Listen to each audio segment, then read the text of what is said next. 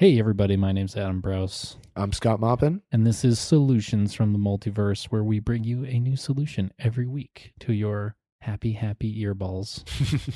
So thanks for joining us, and come by each Tuesday morning. We'll have a new episode ready for you. Here we go. You don't have to have a solution yet. I mean, it takes... Oh, yeah, why not? Well, we have to talk first. Oh, but I mean, I gotta be full banter focused. I can't be like... You can't half banter? I can't half banter. You don't do hanter? I don't want to half-ass my banter. What's the worst that could happen in a half-ass banter situation, you think? I get canceled. Right? I mean, that's the worst case. You banter yourself right off a cliff. You just right. Banter right. Yeah. You're just like... I'm like, well, let me tell you. Your brain is just like chaining words together, and here are some controversial opinions about things. Oh, no. What have I done? What have I done? All right, I'll let you focus. Do you think that with cancel culture, there's like do you know lapelle de voie? Have you heard of this? Lapelle de voie? Lapelle? No, I don't know this one. Lapelle de voie. It's a French phrase that means the call of the void. Okay. And what it means is when you're walking like along a cliff, you get this weird feeling that you just should throw yourself off the cliff. Lemming disease. You suddenly get infected with that's called lapelle de voie. So now that cancel culture, you can basically ruin your entire reputation by just saying words that are like come out of your mouth hole. You know, in a way, we're constantly have this lapelle de voie around us. Everybody. Do you think there's such a thing as cancel cultural appropriation? Cancel cultural appropriation?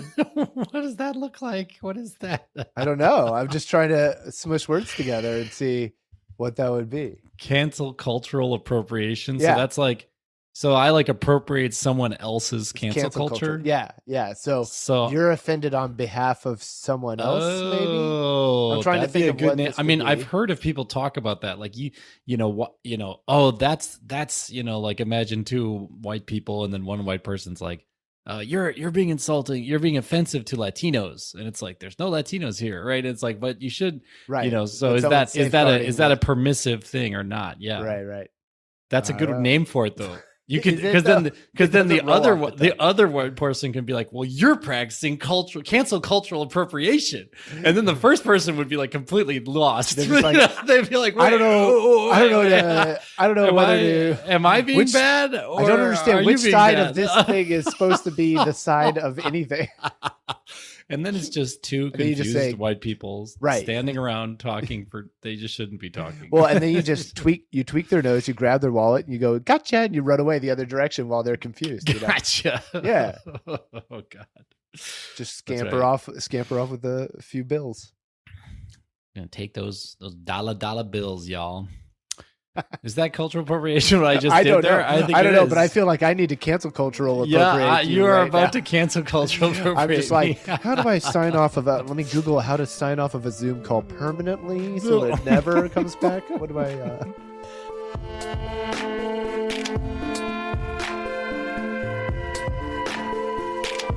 I like to mix up the solutions so that they're like not all like we did a climate solution. like a chemist. You like to mix up solutions. That's right, and then they all turn purple and green. So I don't like to what have we done recently? We did a smattering of things. Sugar, we did diet, psychosis, mental. You health, had a demented shirt design idea. By the way, I've taken that to a tailor. Oh, by the way, you sent me pictures of one that you made. Yep, and it is pretty interesting. Good.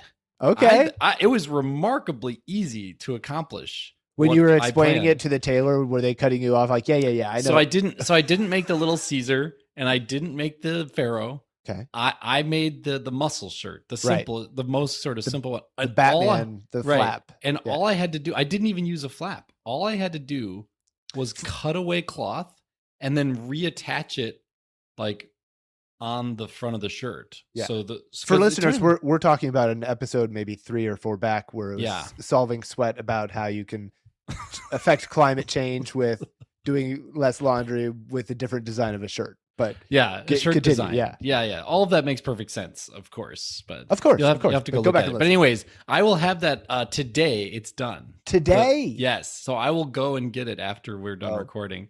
Boy. And then I will be able to wear it to our next episode. I'm gonna give him 2 more shirts and be like, okay, that was V1, V0.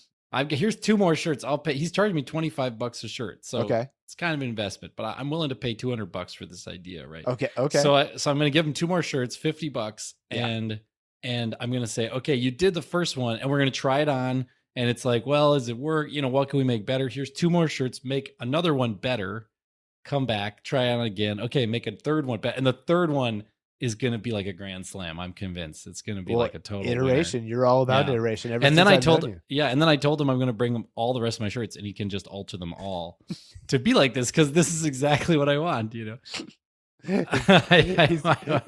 just sitting at night, and his family's like, "What are you doing?" And he's like, there's this weird guy. Right? He's got guy. Well, it's a tailor, so I mean, this is what he does. He must have crazy armpits because he does not want any fabric touching them. Does not. Maybe I could say I'm allergic to cotton. Well, I'm then allergic the to rest cotton. of your body. Yeah, the rest.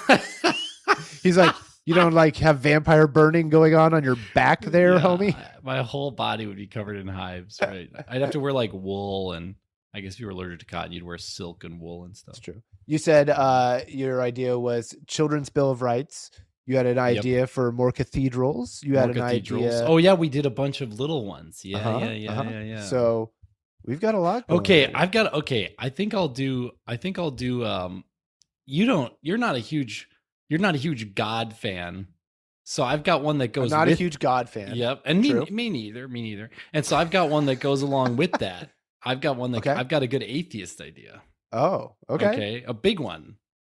So cool. So most people say one of the biggest problems with, should we start? Should I do it? Sure. Is it here? Welcome to Solutions from the Multiverse. I'm Scott Maupin. My name's Adam Browse.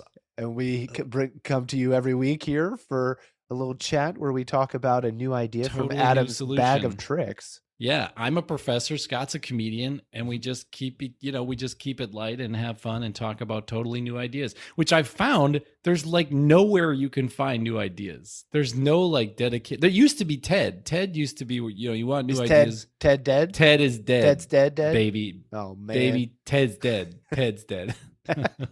Pulp Fiction. Yep. That's right. Yes, I got you. Zed.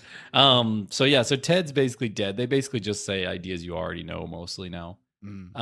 But yeah, I was looking around for because I'm such an addict of new ideas. I was like, I just need to find a publication that just does new ideas. And the only thing I can find is like science journals, which of course, it's new ideas because it's like research, but there aren't like new ideas for like other things. It's very hard to find those. Do you get to a manic state where you're like running through the halls and you're like, new ideas, and people are like, Adam, I have this idea where I have it, and you're like, no, I've heard it. I don't want it's old. I want new. New. I want more. Right. So here's a new idea. One of the arguments that religious people often kind of come down to, I think, even if they don't really believe sort of really that God like exists, they might think that God is like a good fiction to have because it's hard to think of how to be a moral person or why you should be a moral person for some people without God. Now, I think you and I would say that's not actually that convincing. Like, I'm a moral person because I don't go around murdering people because I don't want to be a murderous asshole.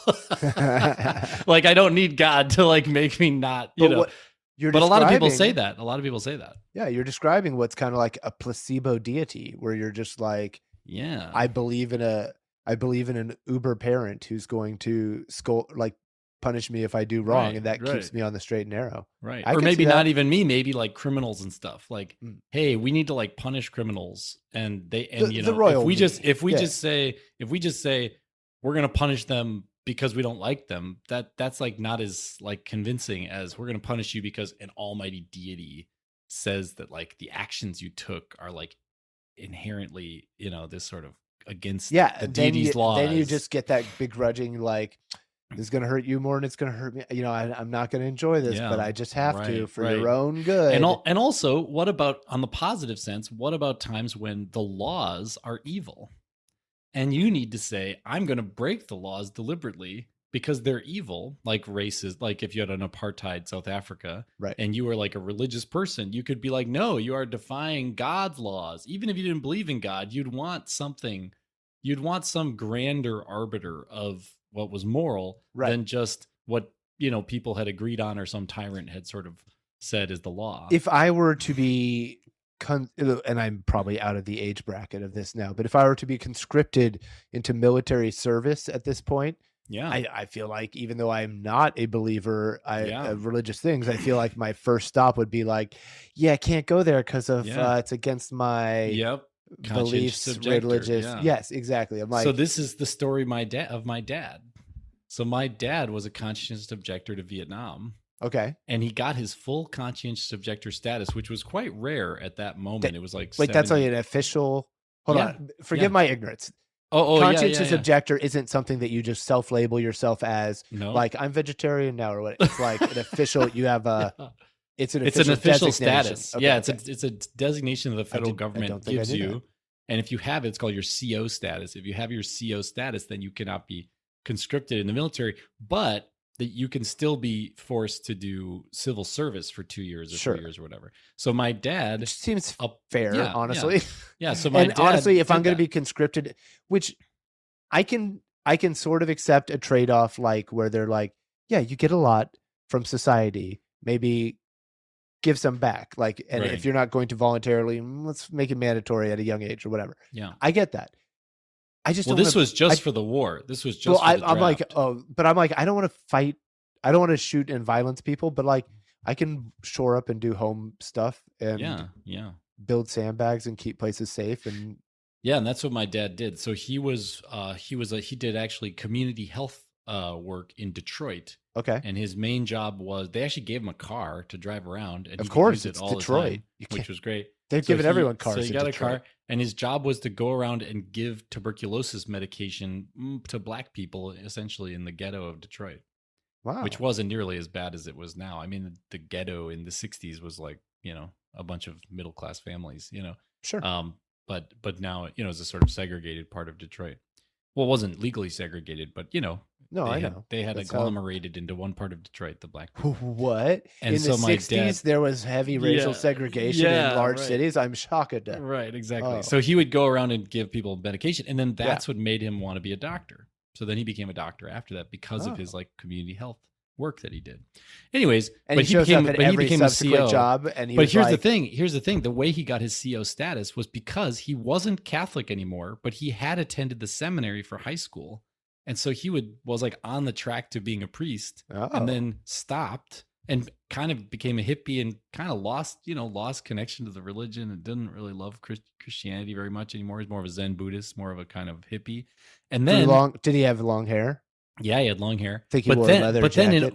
He wore a leather jacket with fringe on it. Okay, fringe, so hold on. So he made yogurt. He made his own yogurt. He's like, I'm going to be a priest, man. He's like, no, not a priest. Got long hair. I'm getting a leather jacket. I'm moving to Detroit Rock City. They're going to give me a big old muscle car and I'm going to drive drugs around in it. Just being the guy. I'm the candy man. Oh, your dad was cool. He became a Detroit drug dealer instead of going to Vietnam. But the point was, in order to get his CO status, he kind of cosplayed back as a hyper-religious Catholic. And then he wrote this whole dissertation on just war theory using Thomas Aquinas. And he got a letter of recommendation from one of his former colleagues at the seminary who was then at the Vatican. So they sent on Vatican stationery this like letter of recommendation that my dad was like this total, anti-war pacifist Catholic. Yeah.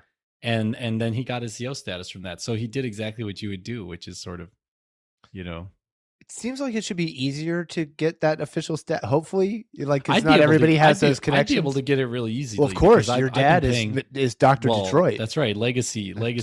Driving through Detroit with his shades on. I was going to say, I get it jacket. because I've been paying dues at the Zen Center for, 7-8 years. Oh, okay. So I'd be able to say I'm a Buddhist. Buddhists are pacifists, so you can't make me go to war. I have two cats. But here's the thing. Let's go back to I don't do the solution. Okay, here's the solution. Yes. An ethical theory that doesn't require God in order to create ethical outcomes. Okay. And, we've talked about it before, but we're going to talk about it again. Minimizing avoidable misery. Misandry. Misericordianism. Misericordia. Oh, I almost had it. Misandry is the hatred of people. Oh, hatred of why men. Is that in my brain? Hatred of men. Really? Misandry is to hate men. Why do I know that word? It's okay. It's the opposite of misericordianism. Yeah, misericordianism.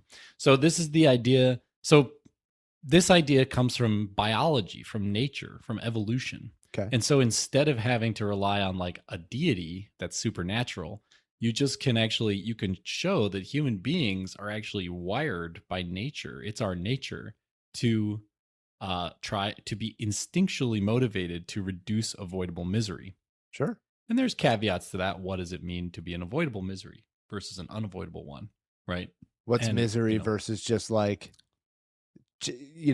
difficulty? Is it misery to do exercise every day, which is for my overall general health, or is that not? Right. And is it also like you might say, what is avoidable, right? Like, what is a necessary suffering? What is unavoidable suffering? Sure. And is that really, can we really be sure of that? And, there's a lot of uncertainty because we're uncertain beings, right? We're beings with limited knowledge and with bounded rationality and with cognitive biases that in a snap decision will influence our finite time span, time within which to operate, right? And so we have to make decisions on timelines that are not of our choosing, and so there's all these what are called epistemics, all these epistemic problems. Yeah. But you can kind of separate those from the question of, well, what's the actual moral thing to do? And then you can say, well, that's kind of clouded by better and worse epistemics, right? If you know all the circumstances, all the conditions, you can perfectly predict the future, then you're going to make a better decision, but there won't be a debate about what's actually moral. Anyways, the reason why I think this is the case is because of evolution, which again, evolution, not God, right? This does not require any kind of supernatural being.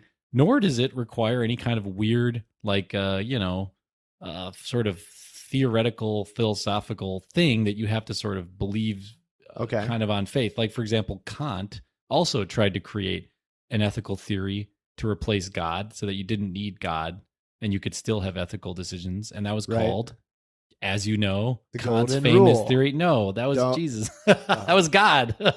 Sorry. The content rule. The content rule, yeah. No, it's called the categorical imperative. That's what. That's my next guess. Yeah, it's the CI. Cut me off. The CI, the categorical imperative. Okay. Which we don't necessarily need to get into, but it was an inherently logical. So he used logic, or what he would call pure reason, or just logic. Yes. In order to derive this theory of behavior from logic. And he tried to kind of treat logic as this like sense. We have to have an agreed upon set of rules in order to interact with each other in certain. Well, that's what's called contractualism.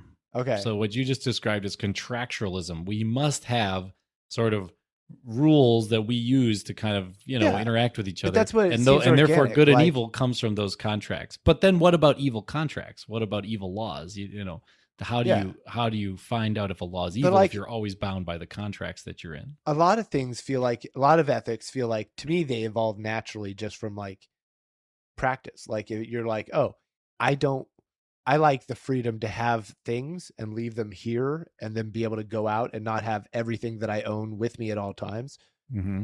Other people also enjoy that. And so we agree with each other that stealing is wrong because the alternative is I have to carry everything with me all the time, because if I drop anything, although you're pretty strong, Scott, if I drop anything and leave it and someone else comes along and stealing's not wrong, they can just take it and go. Right. And I'm like, okay, I understand that. But so I don't have to push around a cart with everything. Yeah, but the problem is if you really just are a pure contractualist, then we can all just contract to have slavery be legal. And now we have slaves. And there's nothing wrong with that because it's legal, because it's in the contract. Right. And that's a problem because there are things that are legal that are people still consider wrong. And there are things that are not illegal that are still people consider, wrong as well.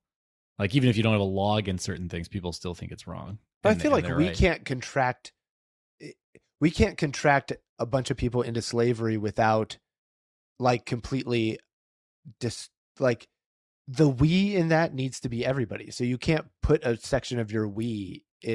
I don't know. Right. If you start, now you're starting to do non-contractual things like treating human beings as having some kind of inherent value or some kind of inherent moral worth or autonomy. Although that's not contractual. Now you're starting to take a kind of that's another theory. But it feels natural. Like I treat others with some sort of inherent moral worth. It is natural. Because it's a naturalistic theory. Want to be treated with.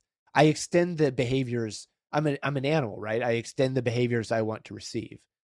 Well, that's the golden rule right there, right? Yeah. I do unto others. But that's just, that's also behavioralism. But the problem is animal stuff.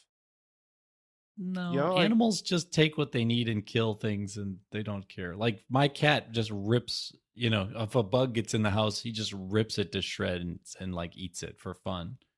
Animals just, they are kind of kind to their own kin. That's what I'm thinking. Like to their own kind, but not to anything else.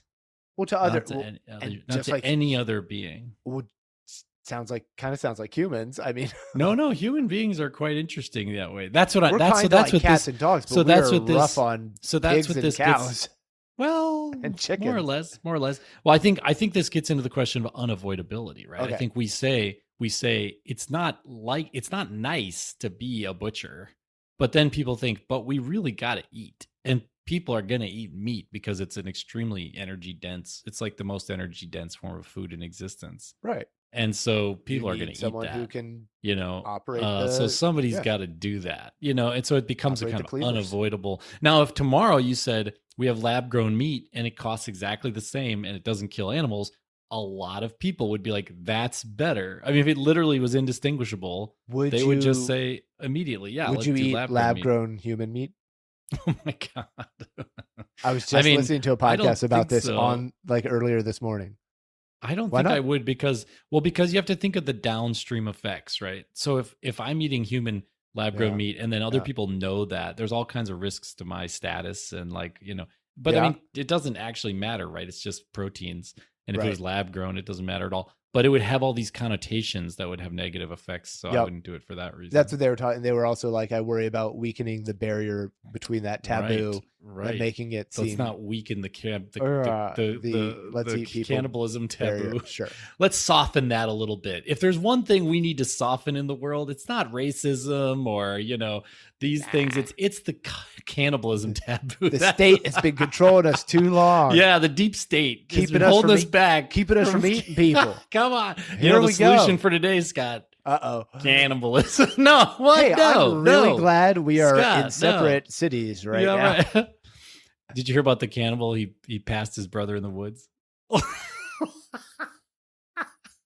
my God. Wow. So cannibalism jokes, jokes. So here's the argument for why least avoidable misery is stronger than, Kant's thing, which is like this logical thing that I don't think is very credible. Right. Or other sort of theories like contractualism, which we already saw is problematic because we can contract anything. The golden rule is problematic because actually what we want for ourselves is not what other people want for themselves. And therefore, actually, we shouldn't use ourselves as a measure. That's not actually right. We should use other people as a measure. We should say, what do you want? And then provide them that, right? It should be what's called the platinum rule is superior to the golden rule. So like the golden rule is not great. Platinum rule is pretty good, but I think the platinum rule is coincident with this idea of misericordianism. Well, what other thing is coming to mind that falls in with this is the Hippocratic Oath, the first do no harm. Right. Yeah.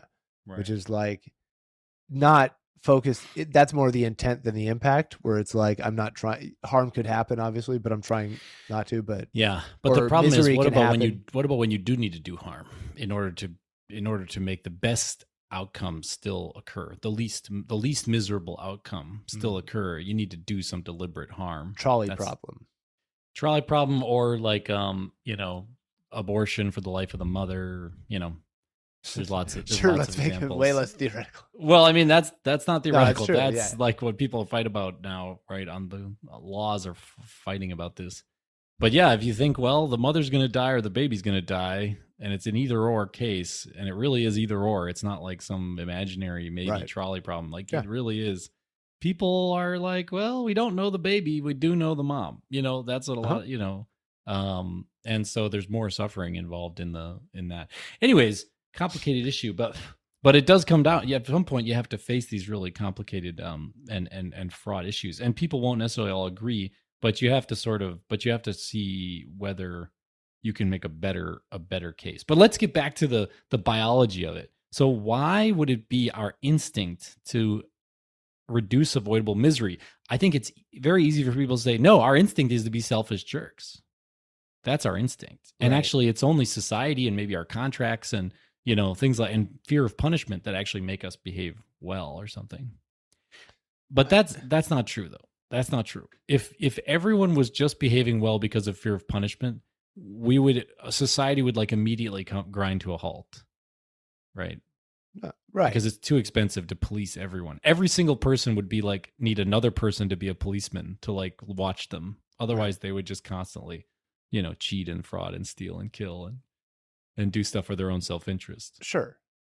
And I think that there's some degree of that would, there's some degree of shenanigans that happen, but some of it is just thwarted by our natural wanting to not do bad things to each other to a degree. You know what I mean? Like, we just have a natural inclination, right? There is one. I think so. I think there is. I think humans have empathy, and empathy lets us see ourselves in the other person. Yeah. And that's why it's so frustrating when like people draw racial lines or draw they otherize other groups, because they're like, I can now figure out a way to feel less empathy toward these people because I feel like they look less like me, so therefore they are less like me. So you're saying empathy, but remember, total psychopaths are extremely empathetic.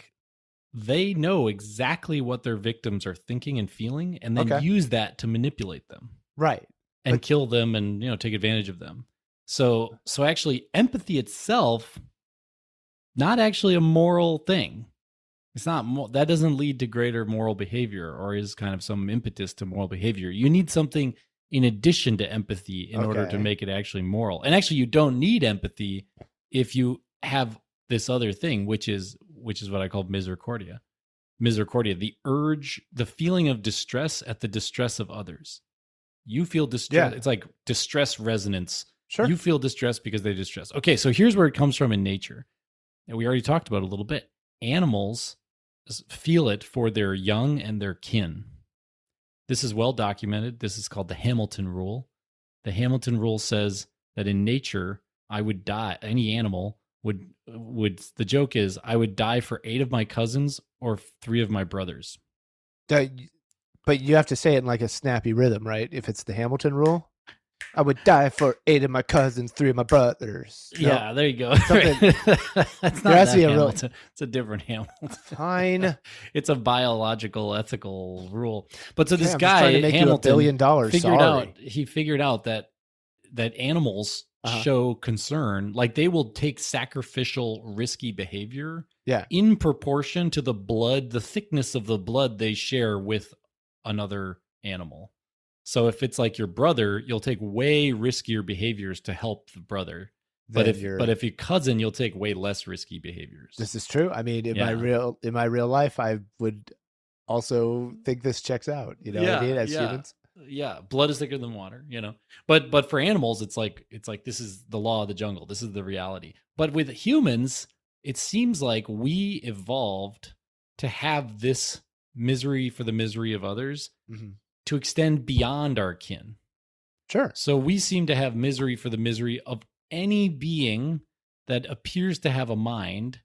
We have some sense of we should if it's no risk to us, or if it's a proportional risk to us, we should do what we can. So this kin relationship, this like kin genetic relationship should be like extended. Human beings extend it out to all beings, not just to our kin.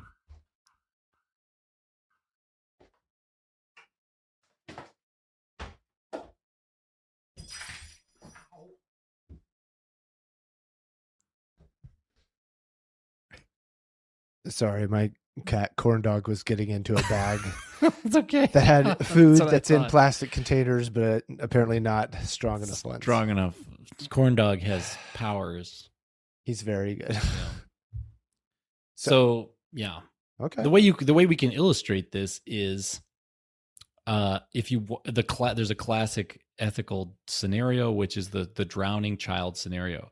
You ask a group of people or anybody, would you like to drown a child? If you had the option of drowning a child and then cannibalizing them, what would you decide to do? Oh, that's the famous police test where you go, you're like, would you like to drown a child? They say yes. You go, now we are arresting you. Oh my God. That's entrapment.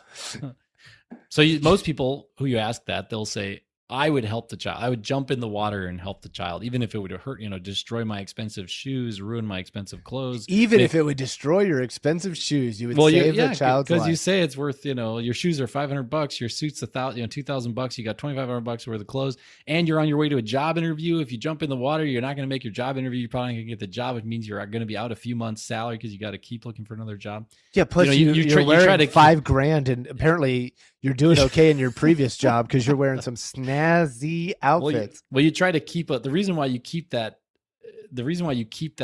dollar amount kind of increasing is because then you turn it around on people and say, well, why don't you make a $2,000 donation today to UNICEF? It'll save 2 or 3 kids' lives. Oh, gotcha, and they go, bro. and they back away. And they go, well, I don't know.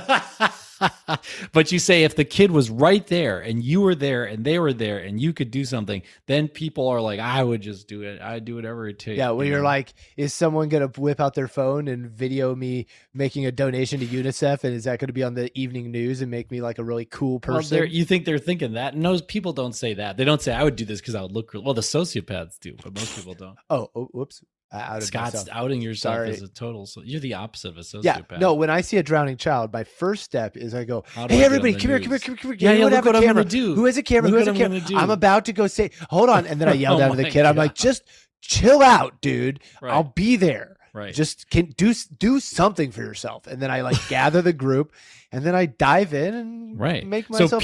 So people would jump in and save this kid. But if you took any animal in that situation, it would just chew its cud and look out at you at the maybe a dog that was connected to your family and perceived your family as part of its kin might try to help, and you see videos like that online and stuff. Right. But if you just had some animal that had nothing to do with you, it would not give give no shits. But a human would care if it's a child, even if it was an animal struggling out in there. The human might throw a stick out or try to do something to help the animal.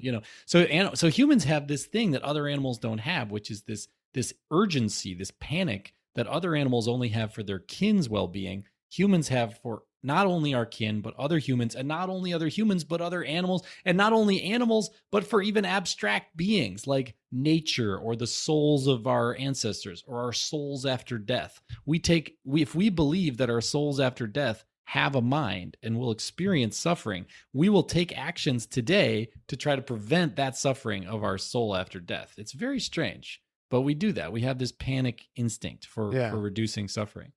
So it's upon this instinct that you can base, and we should base morality. This is morality. This is the basis of morality, is this instinct to prevent and ameliorate avoidable misery for all beings with a mind, which includes ourselves. Yeah. So we also try to avoid misery for ourselves and for others. Okay. Anyways, so this, why is this evolved? Why did human beings evolve to have this? Well, it goes back to proto-homos. The proto-homos. Okay. So there was the Homo sapiens. That's just one species of the Homo genus, right? Right. So there were these Homo erectus, Homo, Australopithecus. There was all these Homo genus species, monkeys, who were hanging around in the Rift Valley in Africa. Are these different than Neanderthals? Are those a different? Neanderthals, I think, they're also kind of part of the same genus. They're a branch of the Homo genus.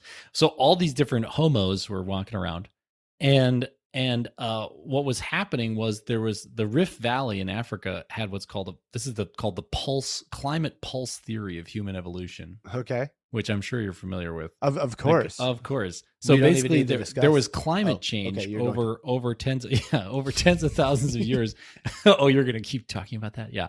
So these pulses would take this very rich, fecund, plentiful area of the Rift Valley, which is currently like Tanzania and Kenya and kind of up into Ethiopia and Egypt and stuff. That's all the Rift Valley. Okay. I don't think it actually goes that far north, but Kenya and Tanzania, northern Tanzania, southern Kenya. And am I doing my geography right?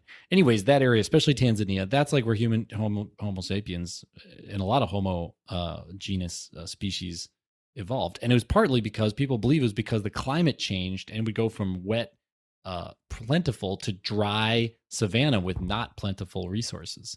And so the humans would evolve different strategies to survive better whenever that pulse would happen down to more scarcity. So, and then as it pulsed, more plentiful, whatever, there was fewer pressures on humans and then it pulsed. Anyways, so one of these pulses produced Homo sapiens who do this cooperation really well. We cooperate incredibly well. And this cooperation, I think, goes back to this instinct to avoid the least avoidable misery for everyone through what's called the prisoner's dilemma. Have you heard of the prisoner's dilemma? I have. This is where we separate two people and we have them each. We tell them that the other person is going to crack first, right? Or right. They're both arrested for a crime. You've both been arrested for a crime. I'm going to go easy on whoever gives up the information first. Then you'll get off. But if you don't confess, so they would both get off if neither one of them talk. But the idea is one of them will talk, and that your other person will talk. So you want to talk first because that will get you right. If you talk first and they don't, if you confess and they don't, you get off. If you both confess, you both get the worst case. You both get 10 years in prison. If both of you don't confess, you each get 1 year in prison. So it's like the total is less, but you still have to go to prison for a year. So the idea is the prisoners might both confess and then they both get the worst case scenario. Right. Right. So if they were in the same room together, if they could communicate, they would not turn on each other. Right. And they would just both go, okay, neither one of us is talking. We're both safe. Right. But separating this is the key thing for cooperation is the ability to collaborate without having deep ties and connections with each other. Right. So you can collaborate in group, you can connect and collaborate with people but the real advantage is to connect and collaborate with other groups and with nature and with like entities, like animals, like entities around you that you can collaborate with. That's like hyper advantageous. So another version of the prisoner's dilemma is what's called the closed bag exchange. Same exact setup. You have the drugs, they have the money. You're going to do a closed bag exchange. You could put bricks in yours and they could put bricks in their bag and you could both screw each other, right? Or you could both cooperate and now both of you get, one gets the money, one gets the drugs, and you could keep trading and it's better, right? So the closed bag exchange is the same as the prisoner's dilemma, except for it models exactly cooperation. Okay, if you take a human and if you take a being, an animal, and you say this animal has the instinct to reduce avoidable misery that it's aware of, it will more often than not do the prisoner's dilemma. It will do the closed bag exchange. It'll cooperate without the need of communication. Okay. Because it will identify, I'm gonna act in such a way that leads to the least avoidable misery for everyone. Right? And so that instinct enhances cooperation, and cooperation, especially between people who can't talk, is enormously evolutionarily advantageous for this early Homo genus, this Homo sapien genus. Probably other Homo genuses had this a little bit too, but it seems like Homo sapiens had it maybe more than other ones. So this is why we can say God is dead. Sorry, everybody. But we actually don't need a sort of fictional God we don't need to believe in God to still have a very strong moral moral theory, moral law, moral compass. Sure. And that moral compass can be based entirely on our own evolved natures. Yeah. Which is to reduce avoidable misery for every being that has a mind. That makes sense. There you go. I like it. No need. Ethics without the deity, top dog involved. Yeah. People often say, evolution. If evolution is all there is, how can we have right and wrong? How can we have a moral law? People often say that. Here it is. Yeah, that's a very common argument. I don't find that to be a puzzling part. Well, I think it's because evolution is considered to be the law of the jungle, right? Anybody just kills anybody else, and whoever survives. That's what people think of Darwinian evolution, right? I guess, but I'm a being, and I've existed, and I've never felt the need to kill and be, live in that way. That seems like fiction to me. But people would say that's because of society. Society's created an unnatural environment around you. Sure, maybe it is. But I would say it's very easy for me to suss out the idea that ethics aren't coming from a magical place, that they're just like natural. But see, but wait a second. If it's coming from society, then it's not natural, right? It's like riding a bicycle or taking a phone call is not natural. Well, or is building society is part of our natural inclination? Is it all natural? Yeah. Are we able to do things that are natural? I don't know. Or society's an emergent property of a natural instinct, and that I think it kind of outgrowths from our particular human inclinations. Yeah. We're not like, oh man, we kept building another city. Shoot. It's like, that seems to be what we're drawn to do. Like we seem to do that, at least right now. So there you go. All you atheists out there. Yes. Or theists. It's okay. If you're a theist and you want to believe in God, or if you're eighths, if you want to believe in God still, and you like this, well, you probably have to still square evolution. So you're giving people permission. God, if they want to believe in God still you give permission. You can, because you can say evolution made us compassionate. Yeah. And that's what God intended, was for humans to be compassionate, so that Jesus was compassionate, Without all sorts of words you could use. Without that, then Jesus wouldn't have been. If we had been sharks, then Jesus would have never been compassionate. He would have never given himself to save everyone. Whatever, all the Christian dogma would have never occurred, because he would have been a shark. We would have been smooth as hell. Sharks just kill. They're murderers. They don't care. Instead, he needed a compassionate great ape.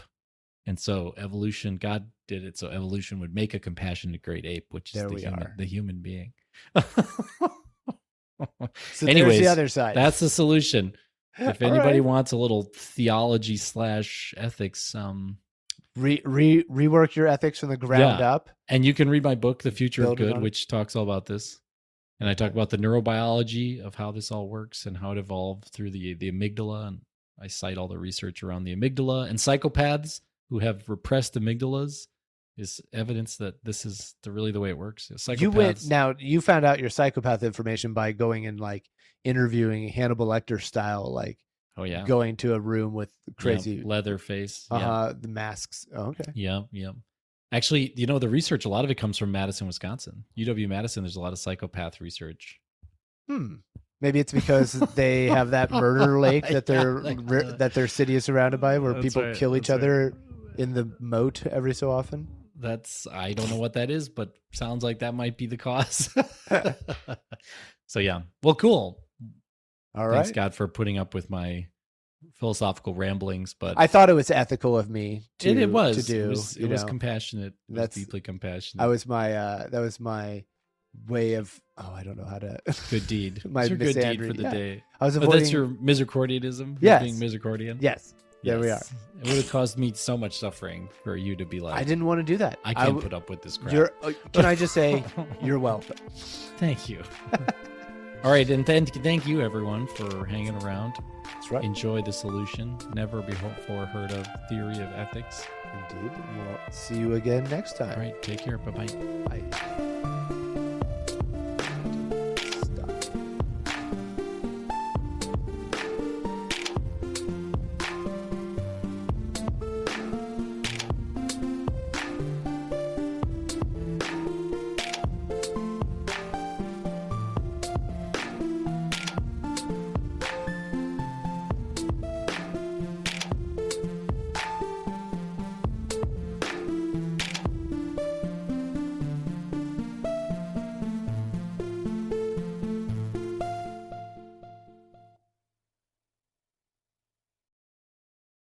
Hey there. Thanks for listening to that episode of Solutions from the Multiverse.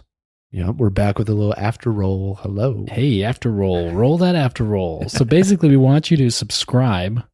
Yeah. And rate and review and tell someone, like, take your favorite solution and send it to someone who you think would like blow their mind to hear it. Yeah. We love making the show. We're proud of it. And we're excited. We want other people to show. We know that the main way people find podcasts is word of mouth. I know that's true for me. I listen to my friends who also listen to podcasts tell me about ones, and I go, okay, I'm cluing into that. So we want to be part of that chain. So thanks for being a part of Solutions. Yeah. Thanks for joining us, and we'll see you again real soon. Bye. Bye.